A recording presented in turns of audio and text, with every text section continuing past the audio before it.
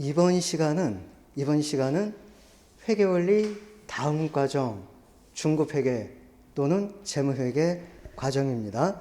회계학의 꽃이라고 할 수 있는 부분이 중급회계 내용이 되겠는데요. 자, 우선 회계원리 첫날 잠깐 OT를 가진 적이 있었는데, 여기는 그 정도처럼 1시간 내내 하지 않고 그냥 간략하게 요점만 정리를 하도록 하겠습니다. 자, 우선 회계학의 특징 이제 뭐가 있나요? 휘발성이 강했죠. 그 다음 두 번째는 공부하는데 투자할 시간 많아야 됩니다. 근데 그건 괜찮아요. 문제는 계산 문제 한 문제 푸는데 60초 이내 풀기 참으로 힘들다. 그런 이제 특징이 있고, 그리고 세 번째, 회계원리에서 제일 많이 표현됐던 것 중에 하나가 이거예요. 회계학은 앞뒤가 서로 확대가 되면서 이어진다고 그랬죠. 내용이 점점 이렇게 이제 이어집니다. 그래서 오늘 첫 과정인 대손회계도 회계원리 다음 과정입니다. 그래서 회계원리 내용이 체크가 되지 않는다면 이제 첫날부터 상당히 어려움을 느낄 수 있을 거예요.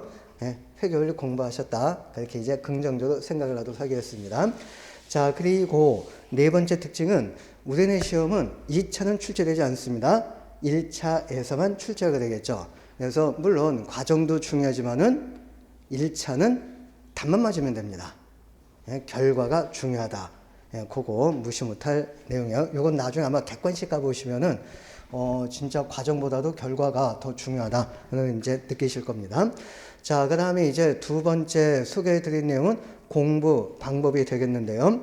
그래서 초시생 기준으로 한다면, 자, 하여튼 회계뿐만이 아니고 다른 과목 중에서도 내가 어려움을 느끼는 과목이다, 껄끄러운 과목이라면 무조건 빨리 시작하는 게 유리하다라고 하였습니다. 그래서 회계학은 최소한 초시생 기준으로 6개월 이상이 소요가 됩니다. 가끔 이제 글 같은 거 이제 보면은 3개월 택도 안 됩니다. 물론 다년차인 경우에는 동차생 같은 경우는 3개월도 가능합니다. 근데 초시생은 절대 3개월 이내 불가능합니다. 한번 생각해 보세요. 학원 과정 보면은 회계원리 한 달 과정, 중급회계 2달 과정이죠. 이것만 기본서 과정만 해도 석 달이에요. 그럼 객관식 문제집은 언제 공부할 겁니까? 기본서만 공부하고 시험장에 들어갔다 무조건 꽈락입니다. 아마 10점도 못 나올 거예요. 이게. 그래서 3개월은 그거는 이거 날 떨어뜨리는 전략이구나, 그렇게 이제 생각을 하셔야 돼요. 6개월 이상의 소요가 됩니다. 네. 자, 그 다음에 기본 원리를 먼저 이해를 해 주셔야겠는데, 자, 계산 문제 위주로 출제가 되어진다고 그랬죠. 그래서 기본 원리 이해하는 데서 끝이지 말고요. 꼭 문제 푸는 테크닉, 문제 푸는 기법도 동시에 공부를 해 주셔야 됩니다. 또 이 회계학을 내 걸로 만들기 위해서는 진짜 예습은 필요 없고 복습을 통해 가지고 반복 숙달 과정이 꼭 필요합니다. 그리고 이제 마지막 같은 경우에는 일주일 7일을 기준으로 한다면 오늘 일요일 날 빡세게 7시간 한꺼번에 공부한다. 그리고 이제 월요일부터 토요일까지는 다른 과목을 공부해 가지고 회계학은 손을 놓는다. 이건 무조건 안 됩니다. 이렇게 하지 마시고 똑같은 7시간 투자를 하는데 그냥 매일매일 1시간씩 7일 동안 공부하는 게 아마 10배 이상의 효과를 거둘 거예요. 회계학은 이런 특징이 있습니다. 그래서 거의 매일매일 꾸준히 공부를 해 주셔야 된다. 이게 이제 또 하나의 공부 방법입니다. 그리고 이제 제 강의 특징 말씀을 드렸죠. 저는 오직 1차 회계학만 철저하게 연구 분석을 해가지고 1차 회계학 위주의 강의를 합니다. 그리고 고득점을 위한 강의가 아니라고 했어요. 그렇다고 해서 꽈락만 면한다, 그럼 무조건 꽈락이 나와요.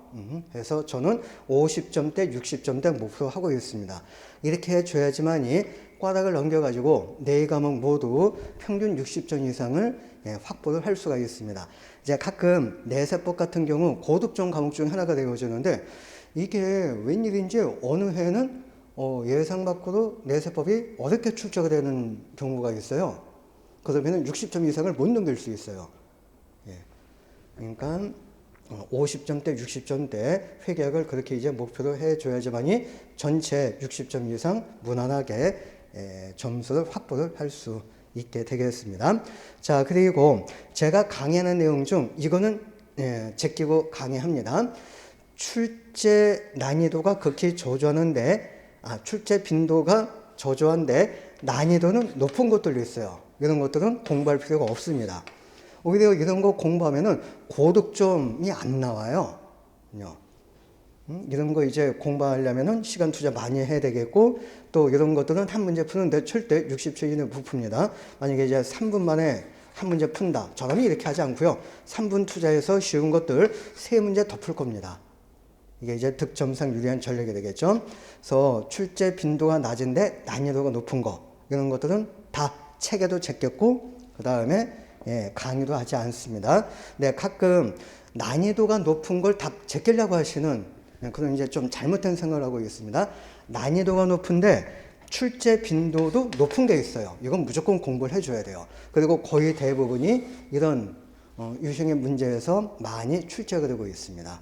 그래서 난이도는 높지만은 출제 빈도가 높다. 이런 건 꼭 공부해 주시고, 이런 부분들 어렵지만은 어떻게 하면 충분히 이해하기 쉽게 강의할 수 있을까, 받아들일 수 있지 않을까, 이걸 이제 20년 이상 철저하게 연구하고 분석을 해온 겁니다.